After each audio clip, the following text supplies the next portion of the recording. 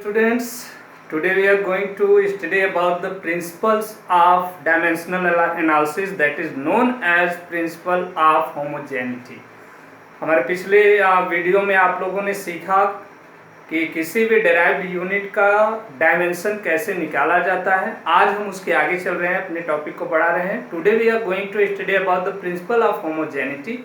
होमो का क्या मतलब होता है? होमो मीन्स सेम, ठीक है, सेम। तो यहीं से इसका डेफिनेशन आया, the dimensions of each term of an equation must be same. किसी भी इक्वेशन के हर टर्म का, each term of an equation must be same, किसी भी इक्वेशन के हर एक टर्म का डायमेंशन सेम होना चाहिए। यही है प्रिंसिपल ऑफ होमोजेनिटी। अगर यहाँ से नहीं क्लियर हुआ तो ये देख लीजिए। और we can add and subtract similar physical quantities. हम सिमिलर फिजिकल क्वांटिटीज को एड या फिर सब्ट्रैक्ट कर सकते हैं। Just like algebraic expression, in algebraic expression you can add and subtract only x with x, y with y and number with number। तो उसमें same वैसे ही हम फिजिक्स में भी टर्म यूज करते हैं। फिजिक्स में हम सेम फिजिकल क्वांटिटीज को ऐड या सब्ट्रैक्ट कर सकते हैं। अदरवाइज हम ऐसे फिजिकल क्वांटिटीज को ऐड या सब्ट्रैक्ट कर सकते हैं जिनकी डायमेंशंस सेम हो। तो यहाँ से आता है dimensions of each term of an equation must be same. We can add and subtract similar physical quantities. हम एक समान फिजिकल क्वांटिटीज को ही ऐड या फिर सब्ट्रैक्ट कर सकते हैं, ठीक है। मान लो कि आपको ऐड करने के लिए कह दिया जाए 2 मीटर में 5 न्यूटन को, तो 2 मीटर को 5 न्यूटन में ऐड कर पाएंगे? नहीं ऐड कर पाएंगे। 2 मीटर रिप्रेजेंट डिस्प्लेसमेंट और distance and 5 Newton represent the force acts on a body. तो ये फोर्स है, ये डिस्प्लेसमेंट या डिस्टेंस है, इन दोनों को ऐड नहीं किया जा सकता। ये कहता है प्रिंसिपल ऑफ होमोजेनिटी, ठीक है। अगर यहीं पे 2 न्यूटन और 5 न्यूटन रहा होता तो ऐड कर देते, 7 न्यूटन आ जाता आपका रिजल्टेंट। क्लियर। नेक्स्ट एक एग्जांपल हम ले रहे हैं, क्वेश्चन ले रहे हैं, उस क्वेश्चन को सॉल्व करेंगे कि ये प्रिंसिपल ऑफ होमोजेनिटी का यूज हमें कैसे करना है। तो क्वेश्चन है हमारे पास, question find the dimensions of A and B. या नॉन फिजिकल क्वांटिटी दी गई है ए एंड बी इन, एक इक्वेशन दिया हमें, equation v is equal to a plus B T, where v stand for velocity. v किसके लिए है? वेलोसिटी के लिए। t स्टैंड फॉर टाइम, ठीक है। तो यहां से हम निकालेंगे dimension of a and b, a और b का डायमेंशन। चलिए लिख लेते हैं equation v is equal to a plus B T. Transport करेंगे a प्लस b को इधर, लेफ्ट साइड माइनस होगा, a b minus a minus B T is equal to 0।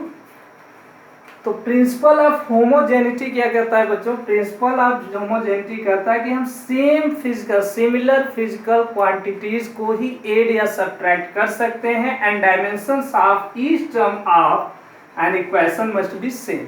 तो dimension of a is equal to क्या हो जाएगा यहाँ पे? Dimension of a is equal to dimension of v। v में से a को सब्ट्रैक्ट किया जा रहा है। यहाँ पे सब्ट्रैक्ट और ऐड कब होंगे, किस कंडीशन में होंगे? अगर उनकी डायमेंशंस सेम होती। तो dimension of a is equal to dimension of v का डायमेंशन, वेलोसिटी का डायमेंशन आप लोगों को याद होगा, lt-1। क्लियर हुआ? तो ये a का डायमेंशन आ गया। नेक्स्ट है डायमेंशन ऑफ b। क्या हम लिख सकते हैं dimension of b is equal to dimension of v? नहीं लिख सकते, बिकॉज ये कह रहा है dimensions of each term, term पूरा, ये पूरा टर्म लेना है बच्चों, B T. So dimension of B T is equal to dimension of, किसी से कर सकते हैं, ए भी हमें मिल गया है, dimension of B T is equal to dimension of A भी लिख सकते हैं। चलिए, तो बी का डायमेंशन हमें नहीं पता है, डायमेंशन बी का नहीं पता है, बी लिख देते हैं। टी का डायमेंशन हमें पता है, टाइम का टी, और इधर L T minus one, velocity का dimension L T minus one. T इधर से इधर जाएगा, यहाँ प्लस वन उधर जाएगा माइनस वन हो जाएगा, तो हमें मिलेगा dimension of B is equal to L T minus two. Minus one पहले से था, वन उधर जाके गया, ये भी माइनस वन हो गया, तो minus one minus two, dimension of B is equal to L T minus two. Clear हो गया। अब हम बच्चों कुछ और अलग अलग क्वेश्चन लेंगे और यहाँ से जो है प्रिंसिपल ऑफ होमोजेनिटी का प्रयोग करते हुए कुछ अननोन फिजिकल क्वांटिटीज का डायमेंशन निकालेंगे। तो क्वेश्चन है हमारे पास, find dimensions of A B C D E in x is equal to a plus bt plus ct square plus dt cube upon e plus t, where x is displacement and t is time। यहाँ पे x displacement है, t क्या represent करता है, time को। तो हमें a b c d और e का डायमेंशन निकालना है। चलिए सॉल्व करते हैं।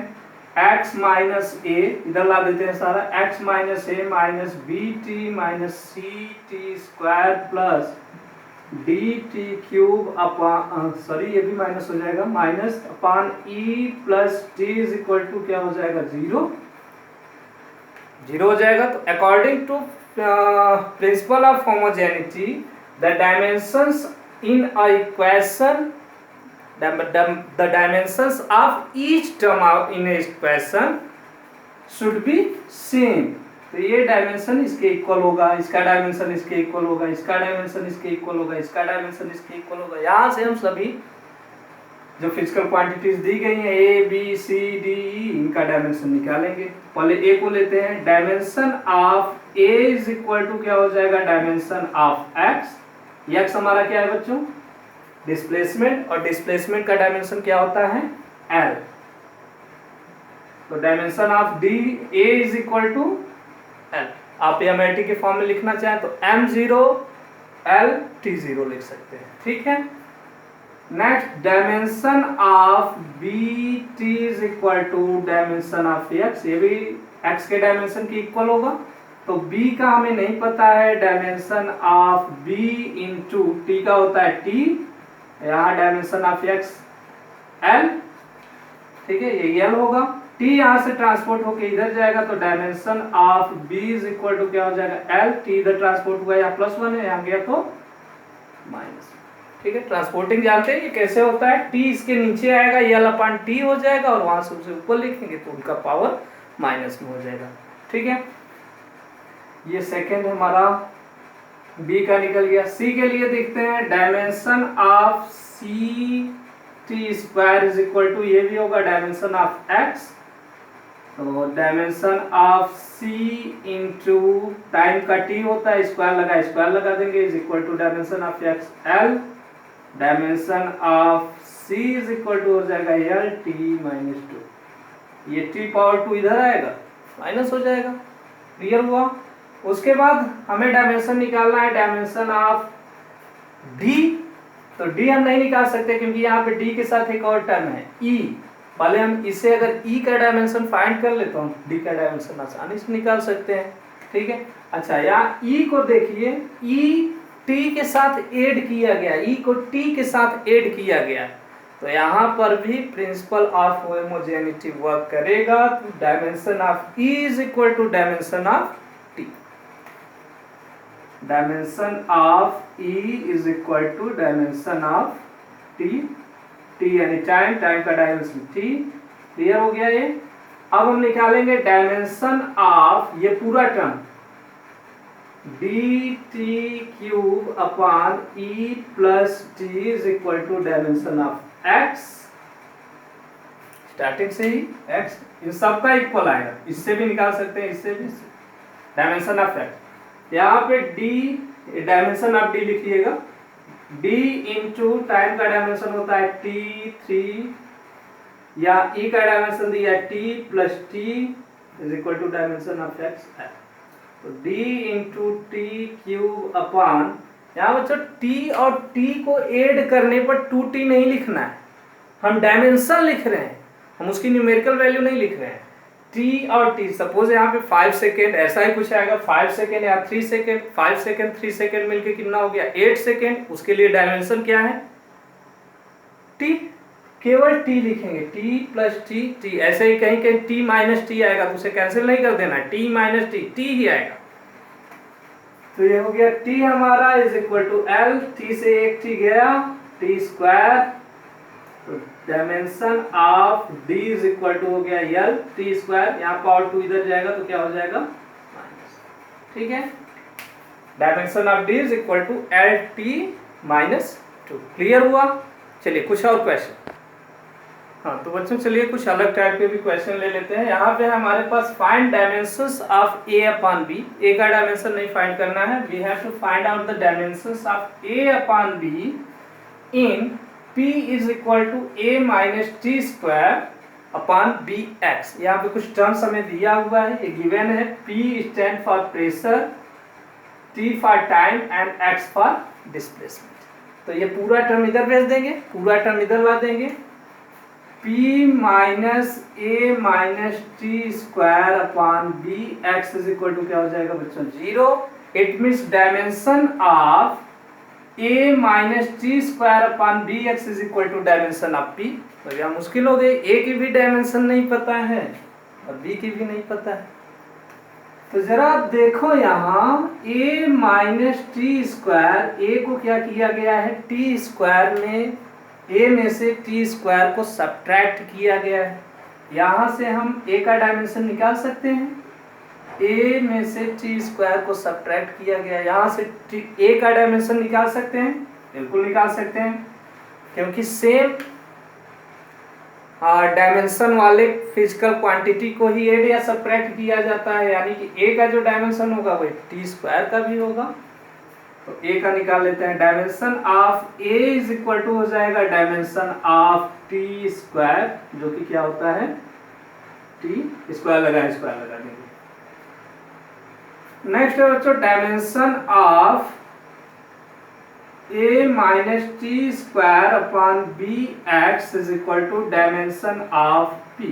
इस पूरे टर्म का डायमेंशन p यानी प्रेशर के डायमेंशन के इक्वल होगा। तो प्रेशर का डायमेंशन आप लोगों को लर्न होगा, नहीं लर्न होगा तो हम निकाल लेते हैं जल्दी से। डायमेंशन ऑफ प्रेशर क्या होगा, डायमेंशन ऑफ प्रेशर फार्मूला क्या होता है, थ्रस्ट अपॉन एरिया, थ्रस्ट यानी फोर्स, फोर्स का क्या होता है M L T minus 2, area का क्या होता है एल स्क्वायर, एल स्क्वायर ऊपर जाएगा तो एम एल, ये 2 ऊपर गया, यहाँ 1 माइनस 2 हो गया, M L minus 1 T minus.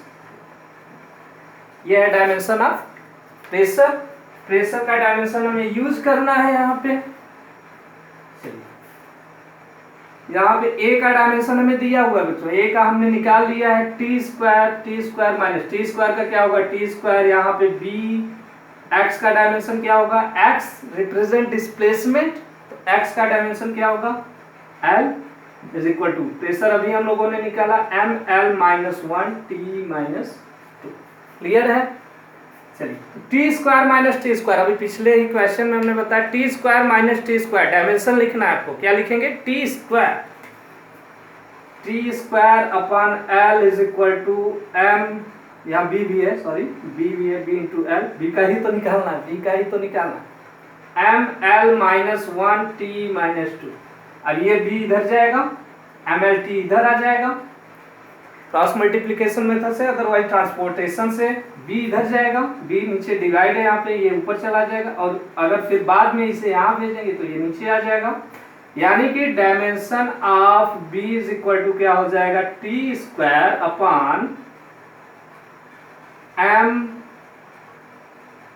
T square upon L पहले से इसे लिख देते हैं, into M L minus 1 T minus 2।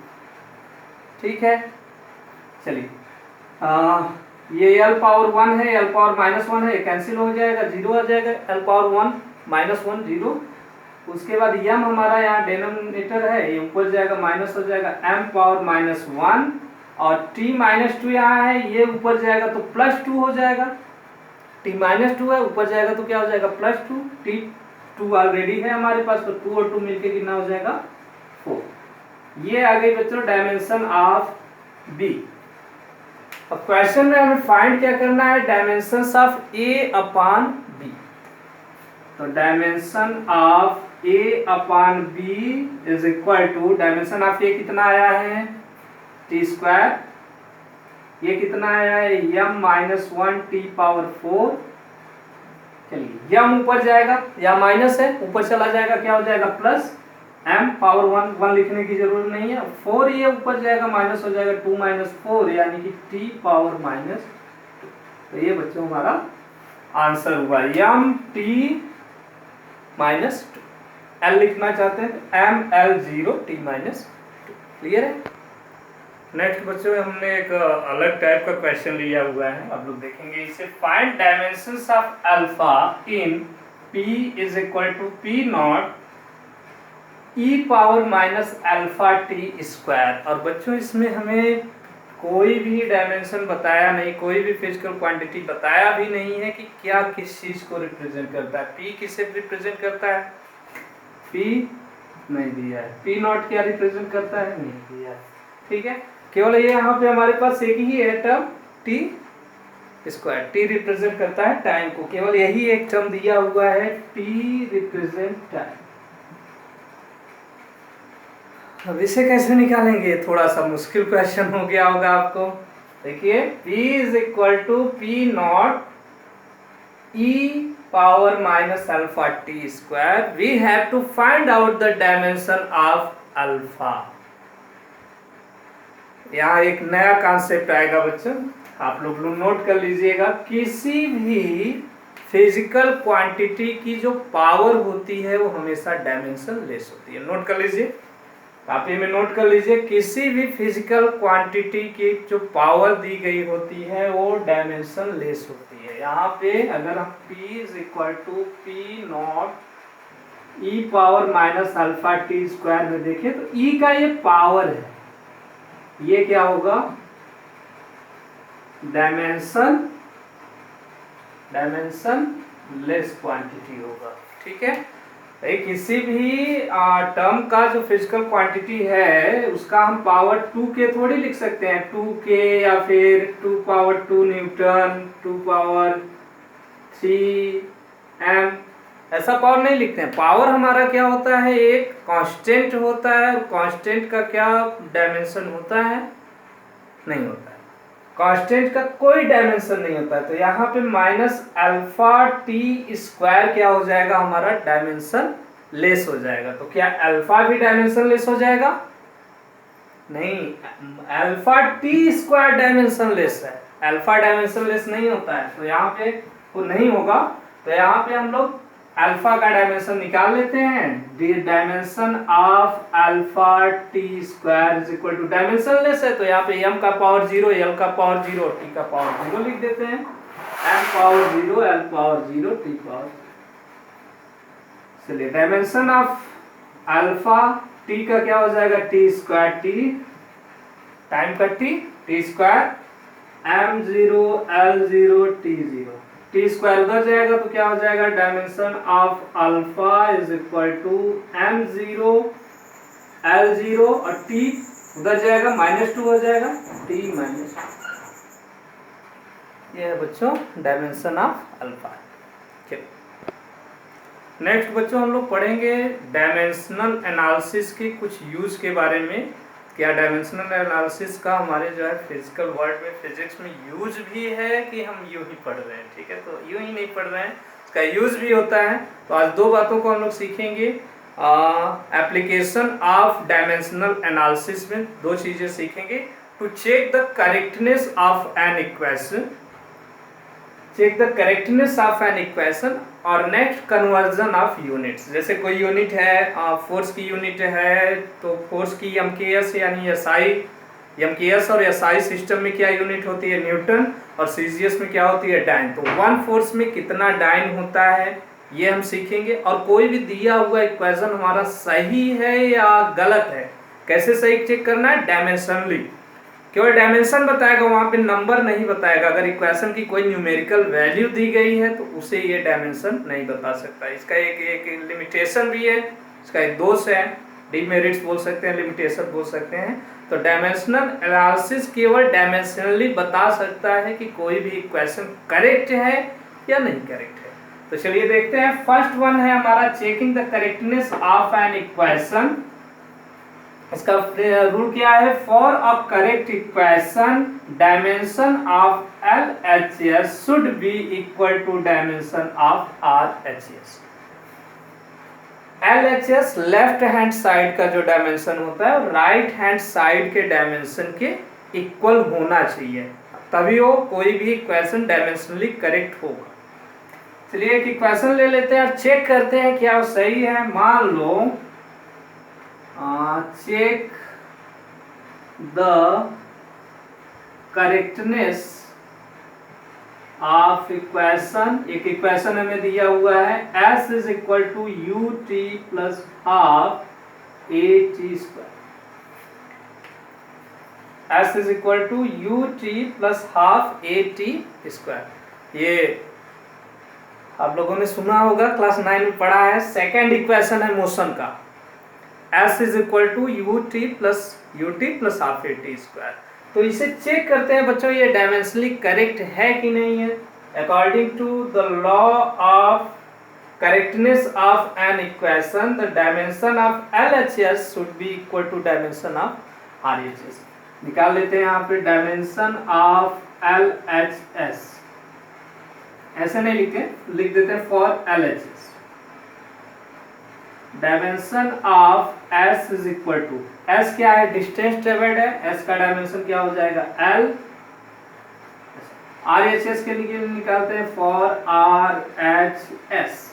RHS के लिए dimension of ut plus dimension of half AT square. अलग अलग भी करके कर सकते हैं बच्चों और एक साथ भी कर सकते हैं, तो हम यहाँ पे एक साथ ही कर दे रहे हैं, आप अलग अलग भी कर सकते हैं। चलिए अलग अलग भी कर लेते हैं।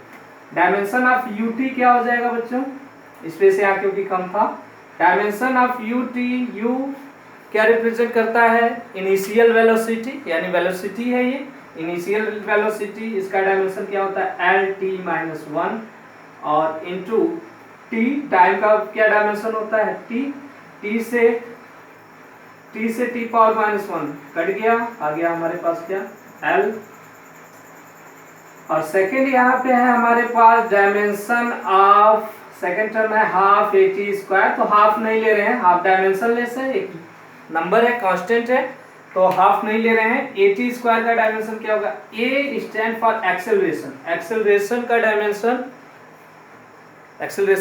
बच्चों, acceleration is equal to change in velocity upon time, यानी LT-1 अपॉन t, t ऊपर जाएगा LT-2, तो ये हो गया LT-2 इंटू टी स्क्वायर का dimension t power 2, t square से TA कट गया, हमें क्या मिला L।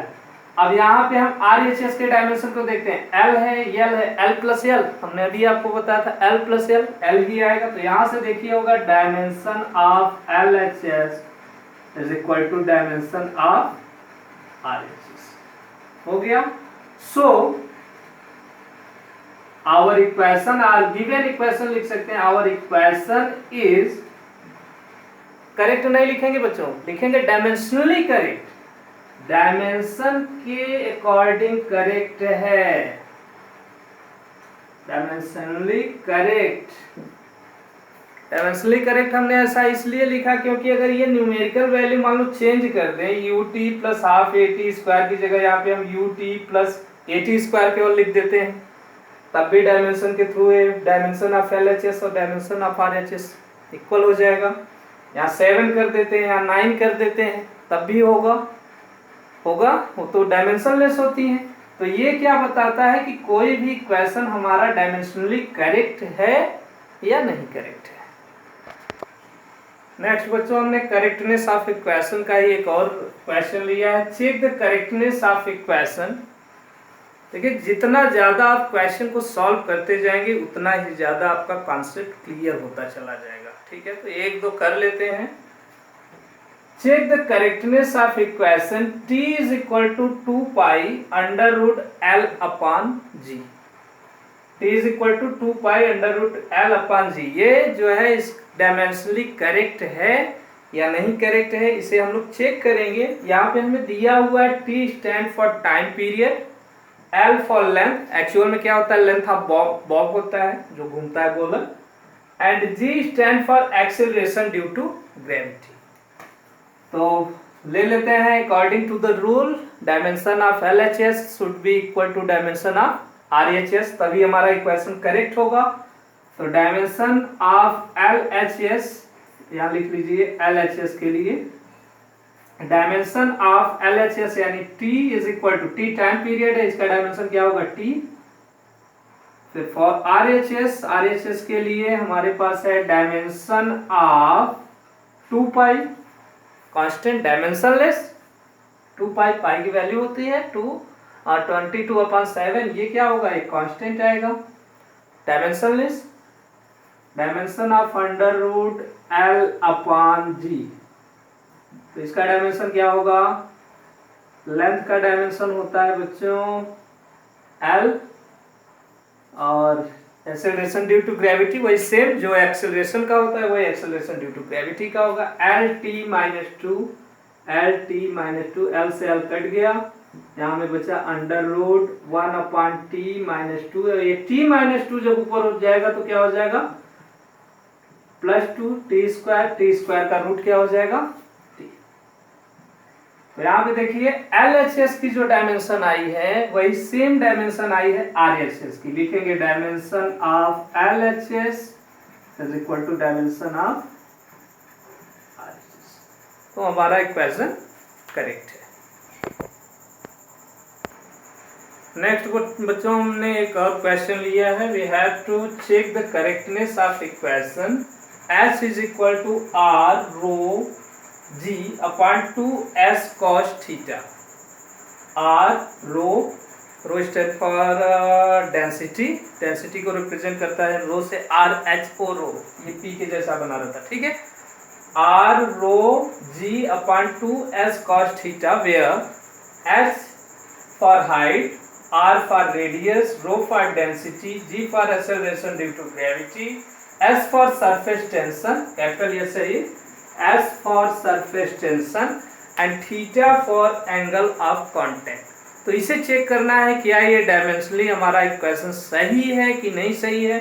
Same rule for LHS को देखेंगे तो LHS में हमारे पास क्या है, H है, H स्टैंड फॉर हाइट, यानी dimension of H is equal to हो जाएगा, हाइट किस में मेजर करते हैं बच्चों, L में, height, depth, distance, displacement, radius, ये सब का डायमेंशन होता है L। नेक्स्ट RHS के लिए लेते हैं, RHS dimension of R rho G upon 2S cos theta.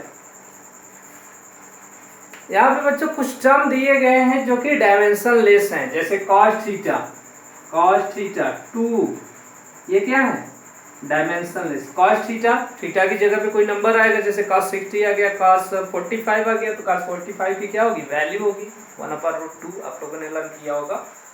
तो ये क्या है, डायमेंशन लेस है,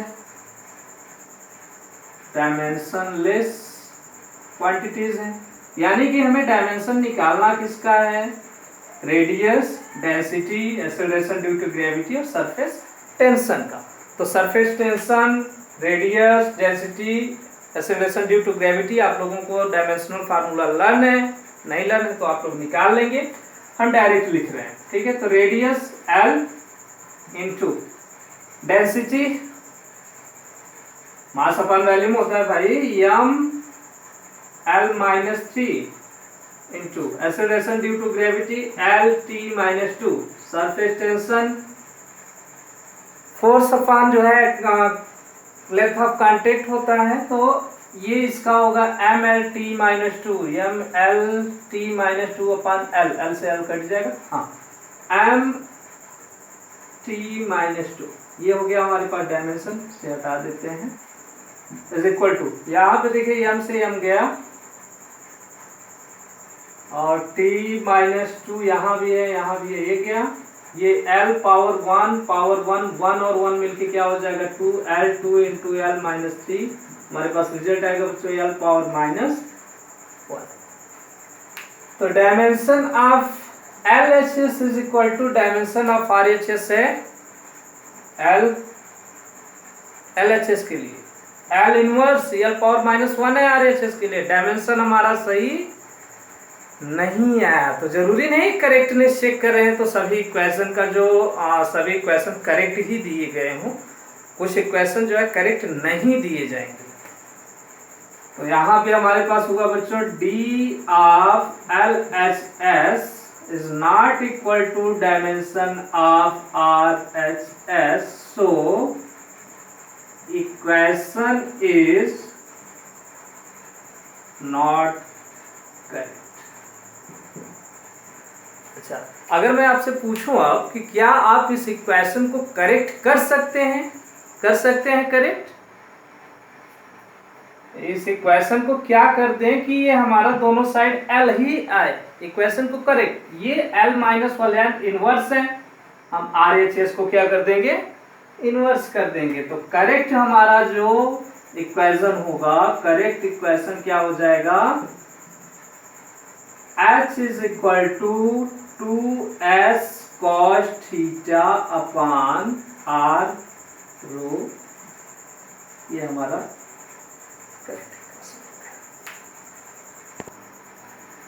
नेक्स्ट टॉपिक जो बच्चों हम एप्लीकेशन ऑफ डायमेंशन एनालिसिस का पढ़ने जा रहे हैं वो है हमारा कन्वर्जन ऑफ यूनिट्स।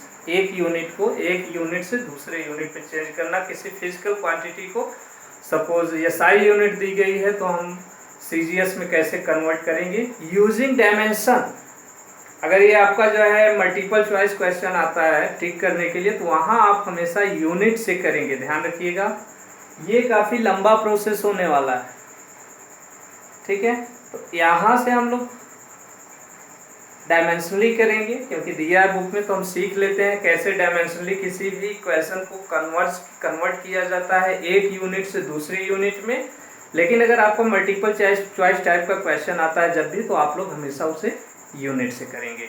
तो चलिए कुछ यूनिट ले लेते हैं। अच्छा, इसके पहले हमने स्टार्टिंग में ही आपको बताया था यूनिट्स एंड मेजरमेंट में कोई भी फिजिकल क्वांटिटी को डिफाइन कैसे किया जाता है। कोई भी फिजिकल क्वांटिटी है उसके लिए हम क्या लिखते हैं, n into, where n is the numerical value of physical quantity and u is its unit। वहाँ पे n उसकी न्यूमेरिकल वैल्यू होती है और u क्या होती है, उसकी यूनिट होती है। तो चलिए क्वेश्चन लेते हैं, वहां से हमारा क्लियर हो जाएगा बिल्कुल कैसे डायमेंशनली हम जो है कन्वर्जन करते हैं यूनिट का। तो हमारे पास क्वेश्चन है कन्वर्ट 1 न्यूटन टू डाइन। यहाँ बच्चों क्लियर है, न्यूटन क्या है, newton is the SI unit of force and dyne is the CGS unit of force. Newton force का SI यूनिट है और डाइन क्या है, CGS यूनिट है। तो हमें कन्वर्ट करना है 1 न्यूटन इज इक्वल टू कितना डाइन होता है। आप में से कुछ लोगों को तो याद भी होगा, याद किए होंगे। 1 newton is equal to 10 power 5 dyne. तो ये कैसे निकालते हैं डायमेंशनली, ये हम आज सीखेंगे।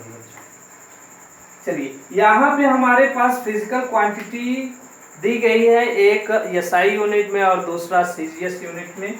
तो हम इसके लिए क्या लिख सकते हैं, N1 U1 is equal to N2 U2 लिख सकते हैं, बताया था हमने फर्स्ट लेक्चर। ठीक, हमारे पास दिया गया जो फिजिकल क्वांटिटी है वो क्या है, फोर्स। और फोर्स की डायमेंशन क्या होती है बच्चों, फोर्स की डायमेंशन क्या होती है, MLT-2। फोर्स की डायमेंशन क्या होती है, MLT-2। तो यहाँ पे हम एक साइड बिल्कुल बीच में यहाँ पे लिख देते हैं MLT-2। यहाँ U के लिए क्या हो जाएगा, U1 क्या हो जाएगा हमारा M1 L1 T1-2 और U2 क्या हो जाएगा M2 L2 T2-2। क्लियर हुआ। चलिए, तो N1 हमें दी, अच्छा क्वेश्चन क्या था हमारा, 1 न्यूटन में पूरा दिया हुआ है कितना डाइन होगा। तो ये N2 हमें नहीं पता है, N1 क्या दिया हुआ है, N1 की न्यूमेरिकल वैल्यू दी गई है 1 N2 हुई तो निकालना है कि कितना डाइन होगा। ठीक है, चलिए U1 के लिए हमारे पास क्या है, ये डायमेंशन है MLT, यानी U1 के तीनों डायमेंशन को हम लिख दे रहे हैं एक साथ ही। ये U1 के लिए M1 कितना दिया हुआ है 1 kg, L1 1 metre, T1 1 second. ये SI यूनिट होता है किसका, मास का, लेंथ का, टाइम का, वही हमने दिया है। ठीक है, 1 न्यूटन इज इक्वल टू क्या होगा 1 meter into 1 kilogram, sorry meter नहीं, 1 meter into 1 meter 1 kilogram into 1 meter per second square. Mass into acceleration होता है, तो 1 newton is equal to 1 kilogram into 1 meter per second square. तो सबको 1 ले लिए हैं। अच्छा, N2 में हमें यहाँ के लिए U2 क्या है, U2 M2 1 gram, SI unit of mass in CGS gram, M2 हो गया, L2 1 सेंटीमीटर और T2 टाइम के लिए सेम होता है सीजीएस SI दोनों यूनिट में 1 सेकेंड। अब यहाँ से हम N2 की वैल्यू फाइंड करने का प्रयास करेंगे, इसी से N2 का वैल्यू निकालेंगे। तो हमारे पास है क्या N1 U1 is equal to N2 U2। यहाँ से अगर N2 निकालेंगे बच्चों तो क्या हो जाएगा N1 U1 अपान U2, N2 हो जाएगा हमारा N1 U1 अपान U2। इसे हम लिख सकते हैं N1 U1 अपान U2 लिख सकते हैं। तो U1 की जो सारी डायमेंशंस दी गई हैं, हम U1 की जगह मतलब यानी लाइन के ऊपर न्यूमरेटर के टर्म में, और U2 की जो वैल्यू दी गई है उसके सारे टर्म डिनोमिनेटर के फॉर्म में। तो हम क्या लिख सकते हैं N1 हमें पता है N1 is equal to 1 into M1 upon M2 into L1 upon L2 into T1 upon T2 और इस पर इनवर्स लगा है पावर -2। क्लियर है। चलिए ये हमारे पास 1 है, 1 से मल्टीप्लाई कर देंगे, कोई चेंज नहीं, सेम रहेगा। ये दिया है हमें 1 किलोग्राम, ये दिया है 1 ग्राम। L1 कितना है हमारा 1 मीटर, L2 कितना है 1 सेंटीमीटर, टाइम 1 सेकेंड और -2 है, तो ये कैंसिल हो जाएगा। अब इसको लिखने की जरूरत नहीं है। इसके आगे यहाँ देख लीजिएगा 1 किलोग्राम में ग्राम कितना होता है बच्चों, 1 किलोग्राम इज इक्वल टू 1000 ग्राम, पता है सबको। तो ये हो जाएगा हमारा 1000 ग्राम अपान 1 ग्राम। 1 मीटर में सेंटीमीटर कितना होता है 100 सेंटीमीटर अपान 1 सेंटीमीटर। टाइम सेकंड से सेकंड हमने कैंसिल कर दिया था, यहाँ से जी से जी, सेंटीमीटर कैंसिल कर दीजिए, आपको मिलेगा 1000 इंटू 100। 10 के पावर में लिख लेते हैं इसे। 1000 में क्या होता है 3 0 है, 10 पावर 3, 100 में 2 0 है, 10 पावर 2, तो 3 और 2 10 पावर क्या हो गया 5। यहाँ पे बच्चों N2 की वैल्यू क्या आ गई 10 पावर 5। तो 1 न्यूटन में हमारा डायन कितना हो जाएगा 10 पावर 5। क्लियर हुआ। चलिए एक और क्वेश्चन ले लेते हैं और वहां से हम उस क्वेश्चन से पूरा बिल्कुल अच्छे से समझ जाएंगे कि किस प्रकार से डायमेंशनल यूनिट को कन्वर्ट किया जाता है।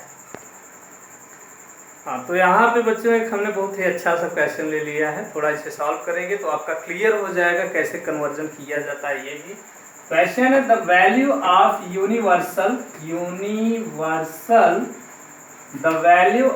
Universal gravitational constant represented by G is 6.67 into 10 power -11 Newton meter square per kg square in SI unit. Universal gravitational constant जो G होता है उसकी वैल्यू दी गई है 6.67 into 10 power -11 newton metre square per kg square in SI unit. We have to find out the value, find its value in CGS unit. We have to find out the value of universal gravitational constant in CGS unit. तो पहले हम G का dimension पता कर लेते हैं। जिन लोगों को लर्न होगा वो लोग डायरेक्टली सॉल्व करेंगे, अदरवाइज हम G का डायमेंशन पता कर लेते हैं। Dimension of G universal gravitational constant क्या होगा, तो इसके यूनिट से लेते हैं। यूनिट क्या है, Newton metre square per KG square. लिख लेते हैं यहाँ Newton metre square per KG square. तो न्यूटन यानी फोर्स, फोर्स की यूनिट है न्यूटन। फोर्स का डायमेंशन क्या हो जाता है, क्या होता है, mlt-2 लर्न किया आप लोगों ने। या मीटर, मीटर किसको रिप्रेजेंट करता है, लेंथ को। लेंथ का क्या होगा l, और मीटर स्क्वायर है तो l स्क्वायर अपॉन। केजी किसका है, मास का है। केजी किसकी यूनिट है, मास की यूनिट है। तो मास के लिए हम क्या लिखते हैं, m, और स्क्वायर है तो स्क्वायर कर देंगे। तो यहाँ से बच्चों इसका डायमेंशन हमें निकल जाएगा m स्क्वायर, ये 2 है, ऊपर जाएगा माइनस हो जाएगा m power -1, m power -1, l यहाँ 1 यहाँ 2, l क्यूब और t-2। ये हो गया हमारा यूनिवर्सल ग्रेविटेशनल कांस्टेंट का डायमेंशन। इसी डायमेंशन से हम लोग जो है इसका यूनिट सीजीएस सिस्टम में निकालेंगे। तो हमने क्या होता है कि स्टार्टिंग में यहाँ पे बीच में मिडिल टर्म में बिल्कुल आप डायमेंशन लिख लो, थोड़ा सा हो सकता है ज़्यादा स्पेस लगे तो हम यहाँ से लिख रहे हैं m-1 l क्यूब t-2। ठीक है, ये दिया हुआ हमें डायमेंशन। अच्छा, हमें दिया क्या हुआ है कि n1 is equal to 6.67 into 10⁻11। और ये यूनिट है, ये हम यू में लिखेंगे, यूनिट के लिए लिखेंगे। यूनिट हम यहाँ से लेंगे, ठीक है, डायमेंशन से। और इसकी वैल्यू n2 में फाइंड करनी है, n2 यानी सीजीएस में। ये क्या है, एसआई वैल्यू है, ठीक है। तो यहाँ पे u1 के लिए हमारे पास क्या है, u1 के लिए क्या है हमारे पास, m1 l1 t1। u1 के लिए है m1 is equal to 1 kg,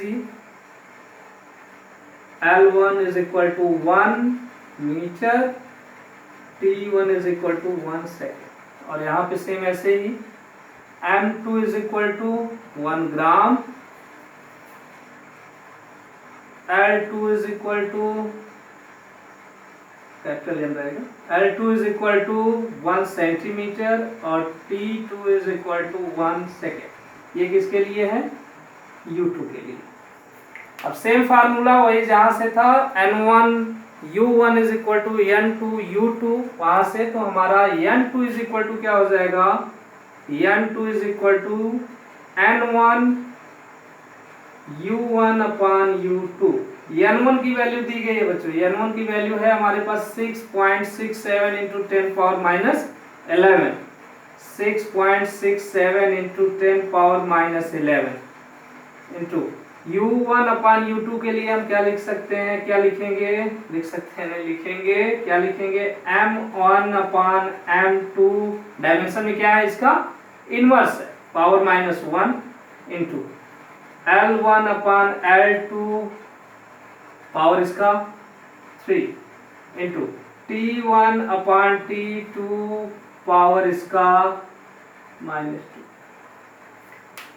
तो ये तो हम लोग बच्चों ऐसे ही लिख रहे हैं, t1 t2 तो दोनों सेकंड ही है, ये कैंसिल हो जाएगा, इसे छोड़ देते हैं, ठीक है, इसे यहीं पे छोड़ देते हैं। ये भी सेकंड होगा, ये भी सेकंड होगा, 1 सेकंड कैंसिल हो जाएगा, इसे छोड़ देते हैं। यहाँ पे 6.67 इंटू 10⁻11 इंटू m1 है हमारा 1 kg, m2 है हमारा 1 ग्राम, पावर -1 इंटू l1 है हमारे पास 1 मीटर, l2 है 1 सेंटीमीटर, इसका क्यूब। यहाँ से बच्चों यहाँ देखिएगा, यहाँ के बाद से यहाँ, तो ये हमें क्या मिला, 6.67 इंटू 10⁻11 इंटू 1 kg में कितना ग्राम होता है, 1000, तो 1000 ग्राम अपॉन 1 ग्राम, इसका पावर है -1 इंटू 1 मीटर में सेंटीमीटर 100, तो 100 upon 100 centimetre upon 1 centimetre power 3। यहाँ जी से जी गया, सेंटीमीटर से सेंटीमीटर, हमें क्या मिला 6.67 इंटू 10 पावर माइनस 11 इंटू ये 10 का पावर 3 हो जाएगा। 1 के बाद कितने जीरो है, 3 जीरोज है, तो 10 का पावर क्या हो जाएगा 3, और पावर लगा हुआ है -1, तो 3 से -1 में मल्टीप्लाई करने पर हो जाएगा -3 इंटू यहाँ ये 10 का पावर 2 लिखेंगे। 100 को क्या लिख सकते हैं 10 पावर 2, 10 स्क्वायर लिख सकते हैं, 10 स्क्वायर इज इक्वल टू 100। 10 का पावर 2 और उसका भी पावर 3 है, तो ये हो गया 10 का पावर 2 इंटू 3 यानी 6.67 इंटू 10 पावर। अब यहाँ डायमेंशन ऐड करना और सब्ट्रैक्ट करना बच्चों, अगर मल्टीप्लाई होता है तो कोई भी एक्सपोनेंट होता है वो ऐड होता है, तो -11 में -3 ऐड करो, दोनों minus add. Numbers having the same signs are added, number का साइन सेम होता है तो ऐड हो जाते हैं। -11 -3 हो गया -14, और -14 में अगर 6 ऐड कर देंगे, -14 + 6 इज इक्वल टू -8 आ गया। ये हमारा आ गया बच्चों क्या n2, यानी हम लिख सकते हैं सीजियस वैल्यू ऑफ, सीजियस नहीं लिख रहे हैं, वैल्यू ऑफ जी क्या है universal gravitational constant, value of G in CGS unit is equal to 6.67 into 10 power -8, और यहाँ पे newton metre square per KG square नहीं लिखना है, यहाँ पे यूनिट फोर्स की यूनिट और डिस्टेंस की यूनिट जो भी है, लेंथ की यूनिट, और उसके अलावा जो मास की यूनिट है वो हमें सीजीएस फॉर्म में लिखना है। तो ये क्या होगा 6.67 into 10 power 8 9 centimetre square plus नहीं अपॉन 9 सेंटीमीटर स्क्वायर अपॉन पर ग्राम स्क्वायर। क्लियर हुआ? चलिए नेक्स्ट बच्चों हम लेकर आएंगे आपको किसी भी फिजिकल क्वांटिटी का फार्मूला कैसे डिराइव किया जाता है, तो उसके लिए तब तक कुछ इंतजार कीजिए, देखते रहिए, पढ़ते रहिए। Thank you so much.